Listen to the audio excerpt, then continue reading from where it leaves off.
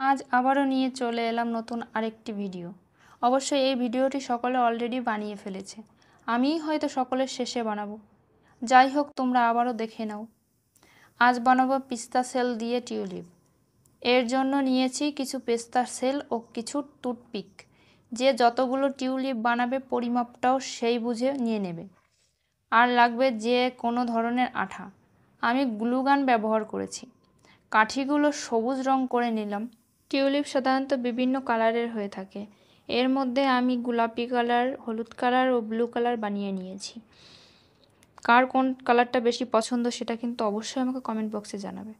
এবার হচ্ছে পাতা বানানোর পাতাগুলো বানিয়ে নেব সবুজ কালারের আর্ট পেপার দিয়ে। যে যার ইচ্ছা মতো একটা পাতার শেপ দিয়ে নেবে। আমি লম্বাটে একটা শেপ দিয়ে সেটা কেচির সাহায্যে কেটে নিলাম। আমার পাতাগুলো এখন তৈরি হয়ে গেছে। এবার এই পাতাগুলো আঠার সাহায্যে ওই স্টিকের সঙ্গে লাগিয়ে দেবো। তোমরা চাইলে একটা পাতাও লাগাতে পারো, যার যেমন ইচ্ছা। আমি দুটো লাগিয়ে নিয়েছি, এতে বেশি ভালো লাগছে। এভাবে রেডি হয়ে গেল আমার ফুলগুলো। কেমন হয়েছে জানাবে কিন্তু। ভিডিওটি ভালো লাগলে লাইক, কমেন্ট, শেয়ার অ্যান্ড পেজটি ফলো করে আমার সঙ্গে থাকবেন। ধন্যবাদ।